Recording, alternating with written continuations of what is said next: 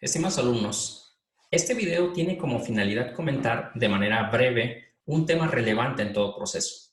Concretamente, abordaremos en términos generales lo que es la sentencia.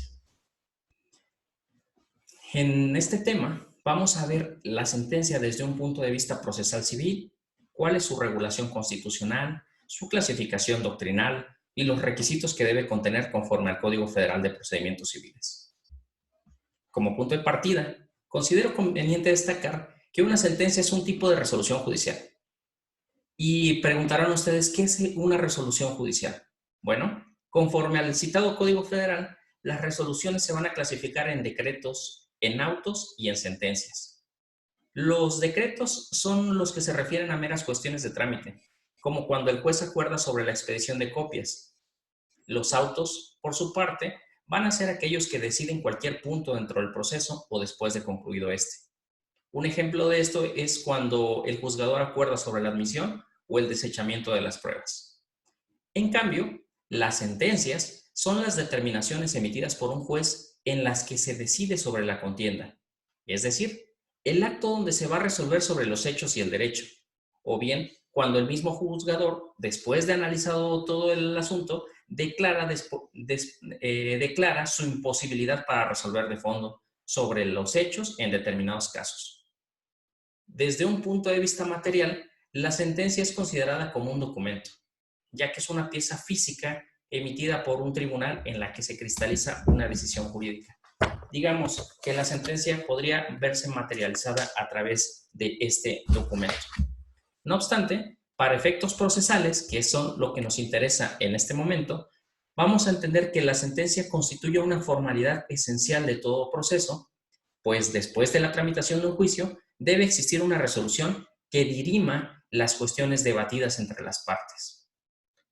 Ya hemos visto en otras ocasiones que el análisis de los autos y de las sentencias y de todo el proceso debe partir desde un tema constitucional. Por tanto, la sentencia también tiene una regulación constitucional y en este caso la sentencia se va a ubicar, se va a regular por los artículos 14 y 17 que consagran el derecho al debido proceso y el acceso a una tutela judicial efectiva. Estos derechos, ustedes preguntarán, ¿y qué son estos derechos del debido proceso o a una tutela judicial efectiva? Pues en esencia van a constituir en el establecimiento de una serie de formalidades mínimas que permitan a las personas acceder de manera pronta a tribunales independientes, imparciales, en donde van a plantear una pretensión o se van a defender de ella. En otras palabras, el fin es que a través de un proceso en el que se respeten ciertas formas y se desarrollen ciertas etapas, se decida sobre la pretensión o sobre la defensa. Hay múltiples clasificaciones sobre las sentencias, según diversos autores, pero para efectos de este video solamente quiero abordar tres. Estas clasificaciones serán por su función en el proceso, por su finalidad y por el resultado. En la primera clasificación, esto es por su función en el proceso, vamos a encontrar dos tipos de sentencias, las sentencias interlocutorias y las sentencias definitivas. Las interlocutorias van a ser aquellas que van a resolver un incidente planteado por una de las partes dentro de un juicio. Recordemos cuando hablábamos en clase respecto del incidente de nulidad de notificaciones, ahí mencionamos que ese incidente de nulidad se va a promover contra el emplazamiento o contra otro tipo de notificaciones. Pero bueno, centrándonos en el emplazamiento, la resolución que dirima esa problemática, ya sea declarando la nulidad del emplazamiento o bien dejándolo firme, esa va a ser una sentencia interlocutoria, puesto que solo resuelve un punto que tendrá impacto dentro del proceso, pero no va a resolver la totalidad de la pretensión contenida en la demanda. Por otra parte, las sentencias definitivas, que es lo que nos interesa en este momento, son aquellas que van a decidir el juicio en lo principal. Esto es, que se van a pronunciar sobre la procedencia del negocio y en su caso van a resolver de fondo la contienda. Un ejemplo de esta clase de sentencias la vamos a encontrar cuando, después de que se tramita una demanda presentada por una persona que ejerce la acción de daño moral para satisfacer una pretensión consistente en una indemnización, el juez dicta un fallo que resuelve de manera favorable o desfavorable a los intereses del promovente. Esto es, se tramita todo un proceso y se dicta la sentencia que va a impactar en el fondo o que va a dirimir si le asiste o no la razón a la parte promovente. Y en este punto considero necesario enfatizar que esta es una definición común aceptada por la doctrina. Esta no necesariamente va a coincidir con lo que ha establecido la Suprema Corte de Justicia de la Nación y con la ley de amparo, pues conforme a estas y al artículo 170 de esta ley de amparo, la sentencia definitiva va a ser aquella que resuelve el juicio en lo principal, pero que se trata de una resolución que no puede ser modificada o revocada, salvo el caso en que la ley permita la renuncia de estos recursos. No obstante, para efectos de entender lo que es la sentencia y distinguirla de una sentencia interlocutoria, hacemos esta clasificación y convenimos con la doctrina. Bien, vamos a partir de cuál es la clasificación de las sentencias atendiendo a su finalidad. Dentro de esta clasificación de sentencias, vamos a encontrar una subdivisión que es comúnmente aceptada por doctrinarios nacionales e internacionales. Entre estos podemos encontrar a Eduardo Pallares, Ovalle Favela, Carneluti, Chiovenda, J. Couture, etc. Y dentro de esta clasificación tenemos a las sentencias declarativas, a las constitutivas y a las sentencias de condena. Las declarativas, ¿cuáles son? Pues, en esencia, son aquellas que emiten los jueces a través de los cuales la autoridad judicial se limita a reconocer una situación jurídica ya existente. Su finalidad exclusiva es que exista como tal una cosa juzgada. Prácticamente, en estos casos, el juez se limita a constatar la existencia o no de una relación o situación jurídica. Esa es la esencia. ¿Cómo podemos ejemplificarlo? Bueno, en este tema vamos a ver cuando el juez declara procedente la acción de simulación de un acto y por ende, este deja de surtir efectos. O simplemente cuando se pronuncia en el sentido de que es procedente la acción de prescripción positiva respecto de un bien que el actor tiene en posesión pública, continua y a título de dueño. Recordemos que esas son estas últimas cuestiones son los elementos de la acción de prescripción positiva, también conocida como usucapión.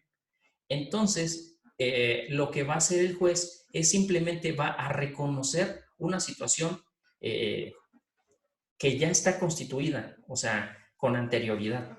Si nos percatamos en este supuesto, el juzgador solo se va a circunscribir a reconocer la existencia de una situación fáctica como lo es la posesión. Esa posesión que fue ya acaecida durante determinado lapso y que da el derecho al actor a poseer.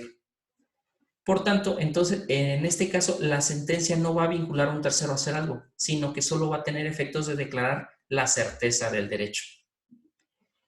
Cosa distinta tenemos en tratándose de las sentencias constitutivas. ¿Cuáles son estas? Pues son aquellas en que se crean, se extinguen o se modifican un estado o situaciones jurídicas. ¿Esto qué implicaciones tiene? Bueno, esto implica que es por virtud de la sentencia que emerge, se varía o se termina una relación jurídica. El ejemplo común, y que también hemos tocado ya en diversas clases, es el del fallo que va a decretar el divorcio cuando hay hijos y bienes, ya que en este caso el estado jurídico de casado, digamos, va a variar al de divorciado. Otro ejemplo de este punto es cuando se disuelve la copropiedad y por ende el estado jurídico de propietario desaparece. Si se percatan, es a partir de la emisión de la sentencia en que se crea una situación jurídica. Por otra parte, tenemos otra clasificación, que son las sentencias de condena. Bien, estas sentencias de condena son aquellas que contienen una declaración del derecho del actor y de la obligación del enjuiciado.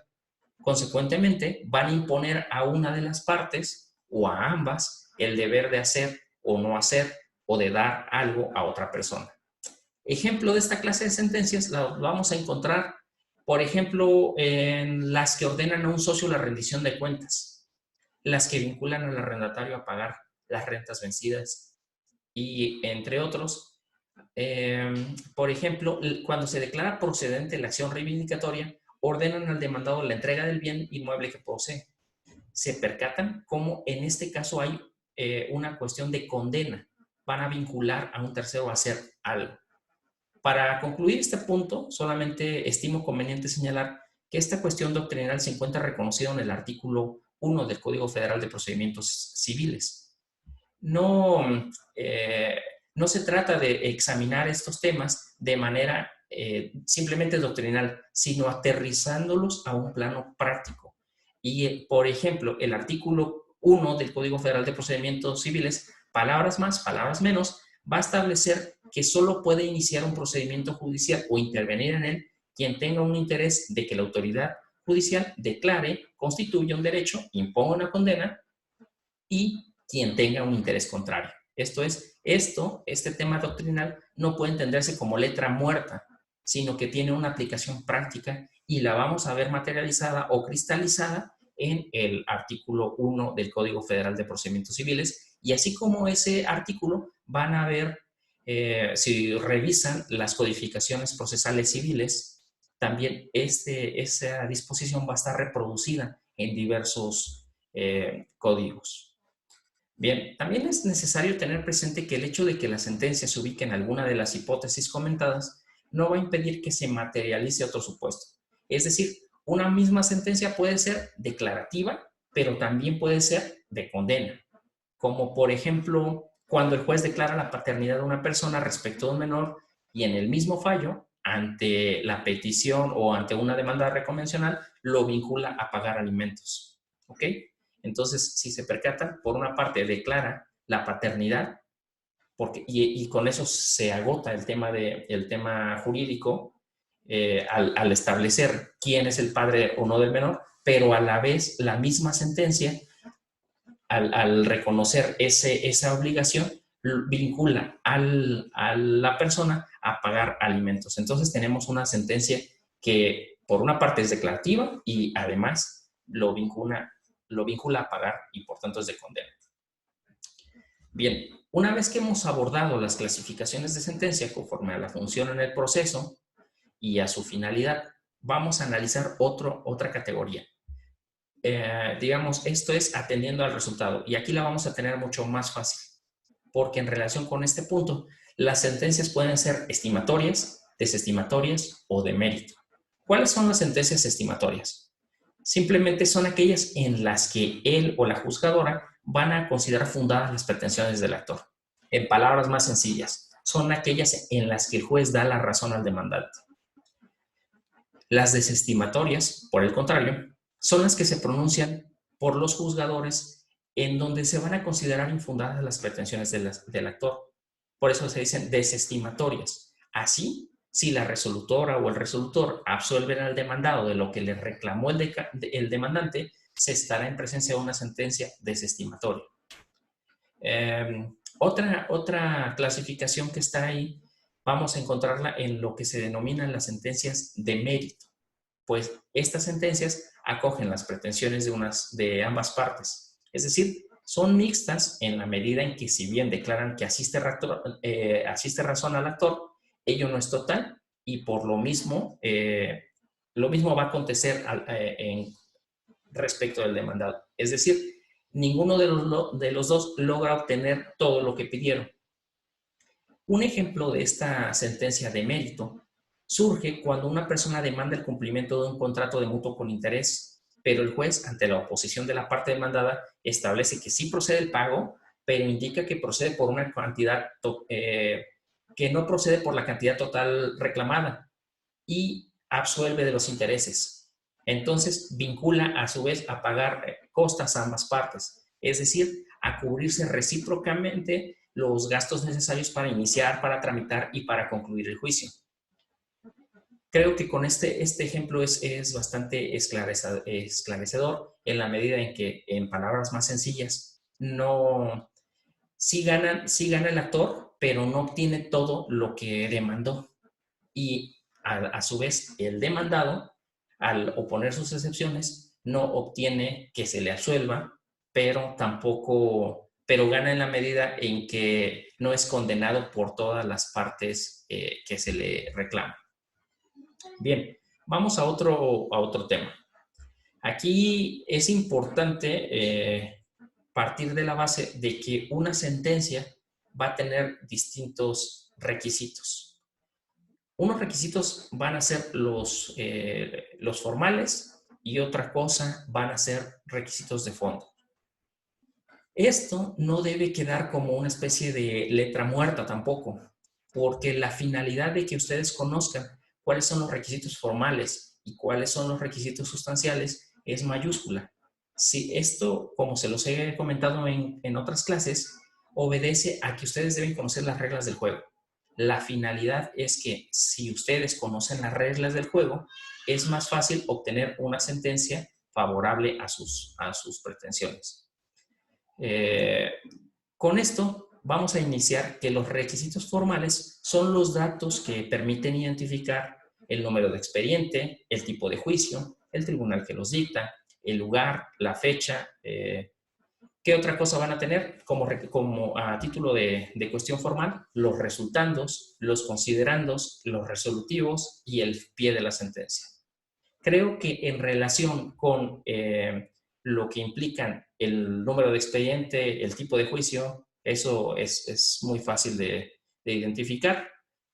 No me voy a detener en esa situación. El tribunal que las dicta, de igual manera, ya lo hemos visto en clases precedentes y tampoco me voy a detener en ese punto. El lugar, la fecha, son cuestiones formales, pero tienen como finalidad que se establezca, por ejemplo, tratándose de la fecha, si la actuación o la sentencia se dicta en un día hábil, en un día que es factible dictar las sentencias.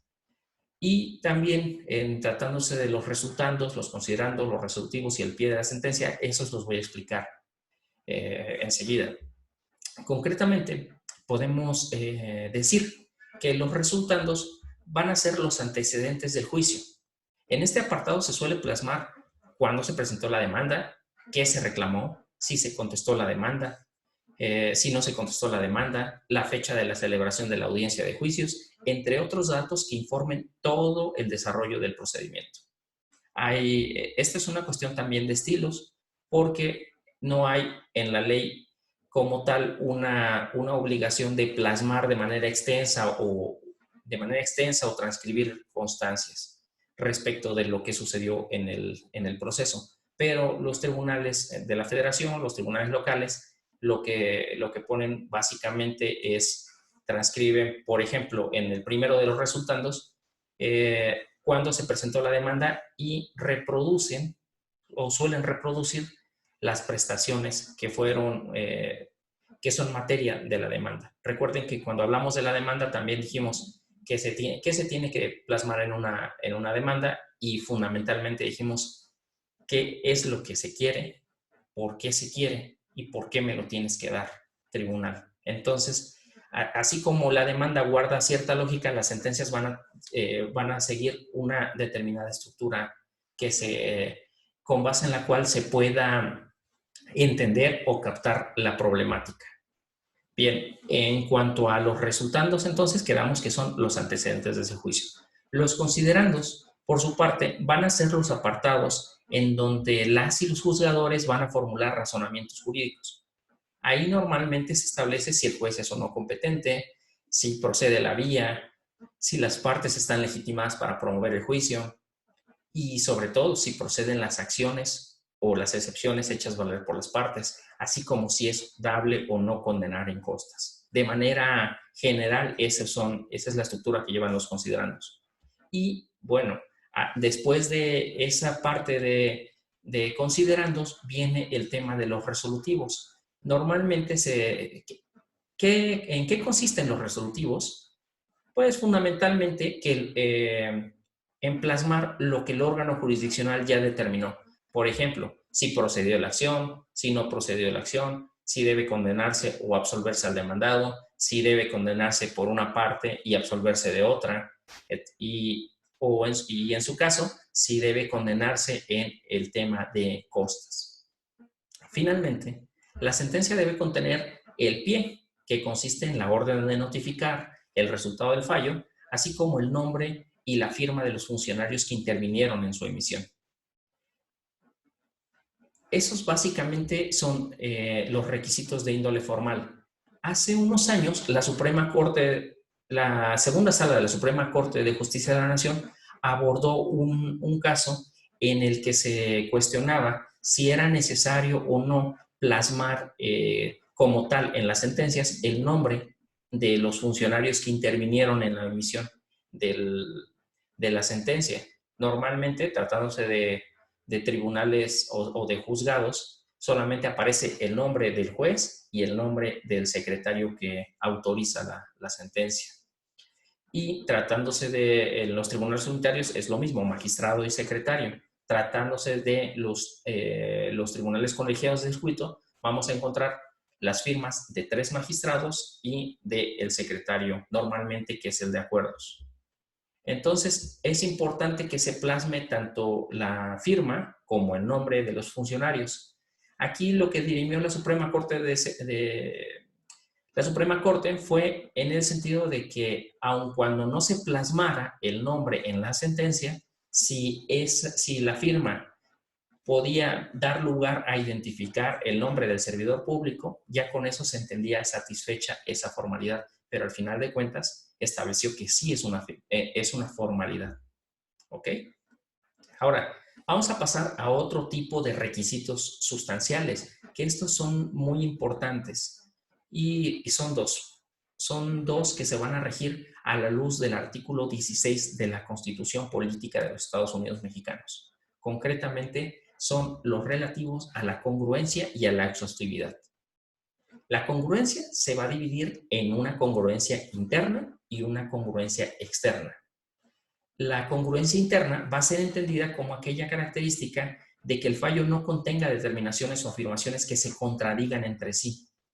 En cambio, la congruencia externa va a ser aquella que debe existir con la demanda y con la contestación formuladas por las partes. Esto es, que el fallo no distorsione o no altere lo pedido o lo alegado por la defensa, sino que solo se ocupe de las pretensiones de las partes, que no introduzca cuestión alguna que no se hubiera reclamado y que se condene o que se absuelva solamente a quien fue parte del juicio. Esto es, no sería congruente una sentencia en donde se condene a una parte que no, a una persona que no fue parte en el juicio. Esto es especialmente relevante porque, palabras más sencillas, la congruencia interna implica que no haya contradicciones, que por una parte en la sentencia se diga una afirmación en sentido positivo y más adelante se exprese otra en un sentido negativo y ya queda de manera contradictoria esta sentencia.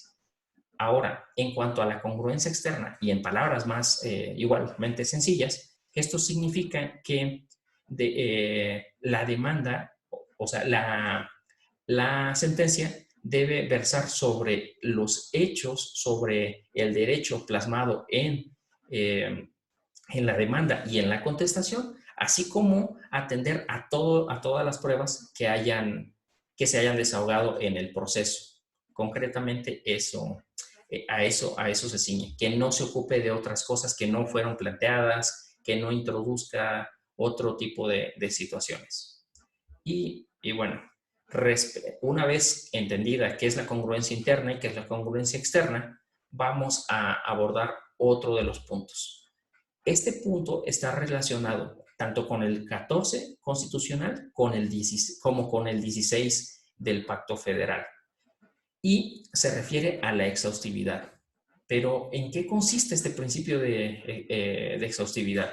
Recordemos que cuando hablamos de las formalidades esenciales del proceso, de todo proceso, implicaba el dictado de una sentencia que dirimiera de manera puntual todas las pretensiones contenidas en una demanda y, consecuentemente, también las que vienen en la contestación de la demanda. Pues bien, este principio está relacionado con ese examen. Ese examen lo debe efectuar la autoridad judicial respecto de todas las cuestiones o los puntos litigiosos. Ahí no debe omitir ninguno de ellos. Es decir, este principio básicamente implica la obligación de la autoridad judicial de decidir las controversias que se sometan a su conocimiento. Y ahí va a tomar en cuenta todos los argumentos aducidos tanto en la demanda como en la contestación y demás pretensiones hechas valer en forma oportuna en ese juicio. De tal forma que se tiene que condenar o se va a absolver al demandado. Se tiene que resolver sobre todos y cada uno de los puntos litigiosos que fueron materia de debate. ¿Me explico? Todo esto lo vamos a comentar en clase, pero lo podemos ir adelantando y lo podemos ir corroborando con el contenido de diversos artículos del Código Federal de Procedimientos Civiles. Aquí no se trata de que ustedes se aprendan de memoria lo que dicen los preceptos de cada codificación, pero sí que tengan presente en términos generales qué es lo que dice, dónde está, cómo lo pueden encontrar, porque al final de cuentas, y como se los he reiterado, estas son las reglas del juego. Y si no conocen las reglas del juego, sus posibilidades de éxito son inferiores a la situación de cuando sí las conocen. Y recapitulando, todo esto que acabamos de ver lo podemos constatar con el contenido de los artículos 219, por ejemplo, o 222 del Código Federal de Procedimientos Civiles, el 348, 349, 350, 353 del Código Federal de Procedimientos en la materia. Básicamente, todos estos preceptos los vamos a analizar en clase y también los reforzaremos con una sentencia real dictada por un juez federal en donde vamos a ubicar de manera concreta y también visual las partes que conforman dicha sentencia. Vamos a señalar ahí sus requisitos formales y de fondo. Considero que este video puede servir como una especie de avanzada para facilitar la comprensión del tema. Y desde luego quedo abierto a sus comentarios. Les recuerdo también que las recompensas van a llegar en proporción al trabajo y a los esfuerzos que ustedes realicen. Muchas gracias. Estamos en espera de sus correos y de las preguntas que puedan hacer al realizarse las clases.